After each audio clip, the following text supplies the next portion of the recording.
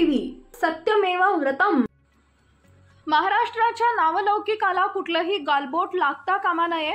Advocate Ujjwal Nikam. न्यायाधीश यशवंत वर्मा यांच्याविषयी प्रतिक्रिया। न्यायाधीश यशवंत वर्मा यांनी स्वतःहून राजीनामा द्यावा किंवा संसदेने याबाबत कृती केली पाहिजे। न्यायाधीश यशवंत वर्मा यांच्याबाबत विशेष सरकारी वकील उज्ज्वल निकम यांची प्रतिक्रिया। सर्वोच्च न्यायालयाने न्यायाधीश वर्मा यांच्याबाबत झालेला प्रकार हा वेबसाईटवर प्रसिद्ध केला। या सर्वोच्च न्यायालयाच्या कृतीचं ॲडव्होकेट उज्ज्वल निकमांनी केलं अभिनंदन। आजही सामान्य माणसाच्या आशेचा किरण हा न्यायपालिका व न्याय व्यवस्था आहे। न्यायाधीश यशवंत वर्मा यांनी ती रक्कम माझी नाही हे स्पष्ट केलं असलं तरी यासाठी पोलीस तपास व न्यायालयीन चौकशीसाठी वेळ लागू शकतो आणि त्यामुळे लोकांच्या मनात किंतु उभा राहू शकतो। त्यामुळे न्यायपालिकेनं एक आदर्श घालून दिला पाहिजे।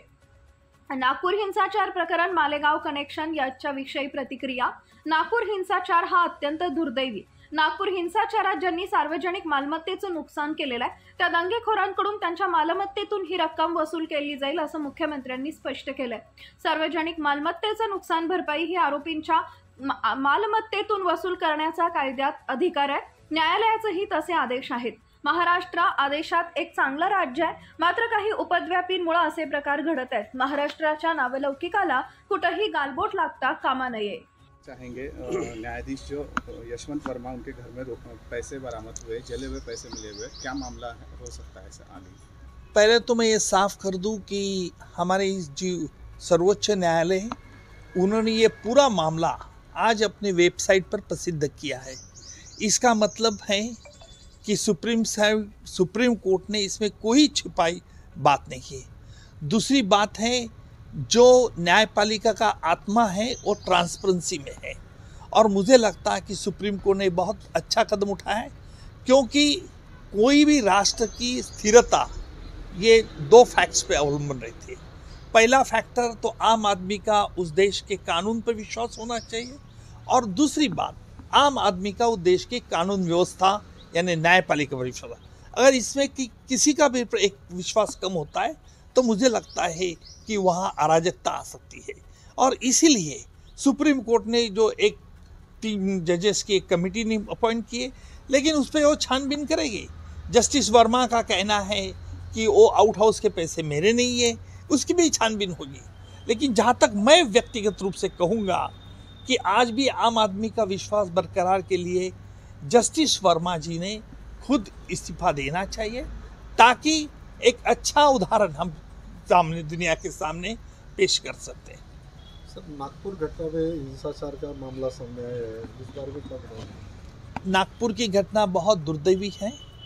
हमारे मुख्यमंत्री फडणवीस साहब ने स्पष्ट कर दिया है कि जिस तरह से पब्लिक प्रॉपर्टी को जो हानि हुई है, जो नुकसान हुआ है, उसके लिए उसका कॉम्पेंसेट जो उनकी मालमत्ता जो दंगेखोर है उनकी प्रॉपर्टी से की जाएगी, ये उन्होंने ऐलान कर दिया।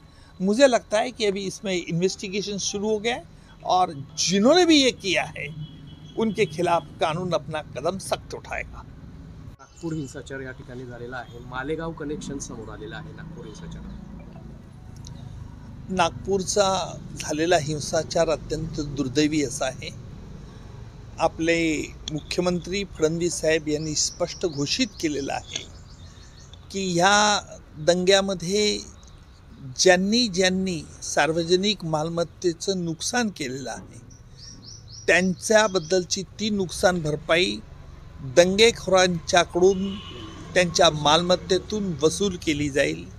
कायद्याने तसा अधिकार आहे आणि उच्च न्यायालयाने यापूर्वी देखील अशा प्रकारचे जिथे सार्वजनिक मालमत्तेचे नुकसान होते त्यावेळेला त्याचे दंगेखोरांकडून वसूल करण्यात यावी असे यापूर्वीच न्यायालयाचे आदेश आहेत।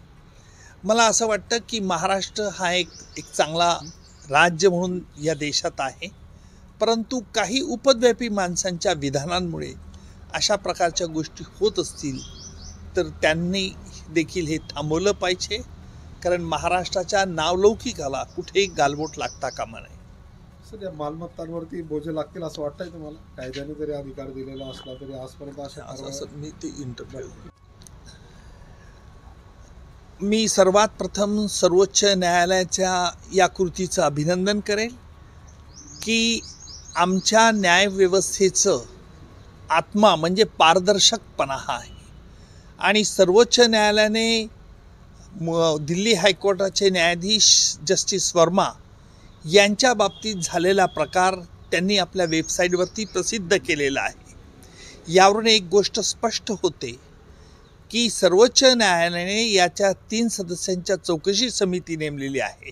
अर्थात ही चौकशी समिती कार्य करेल, परंतु माझ्या मते एखाद्या देशाची स्थिरता ही प्रामुख्याने 2 गोष्टीवरती अवलंबून असते. सामान्य माणसाचा त्या देशाच्या नाण्यावरती विश्वास असला पाहिजे आणि सामान्य माणसाचा त्या देशातील न्यायव्यवस्थेवरती विश्वास असला पाहिजे.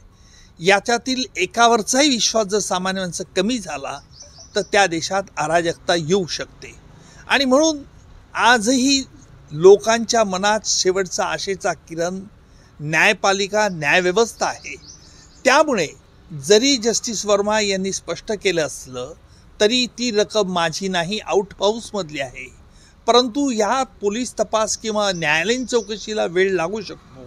त्यामुळे आणि त्या लोकांच्या मनात किंतु उभा राहू शकतो. म्हणून माझ्या मते न्यायपालिकेने देखील एक आदर्श घडून दिला पाहिजे, घालून दिला पाहिजे. जस्टिस वर्मांनी एक तर स्वतःहून राजीनामा दिला पाहिजे किंवा सर्व आपले पार्लमेंट जे आहे, संसद आहे, यांनी या बाबतीत कृती केली पाहिजे. त्यामुळे लोकांचा न्यायव्यवस्थेवरती विश्वास अधिक दृढ होईल असं माझं वैयक्तिक मत आहे.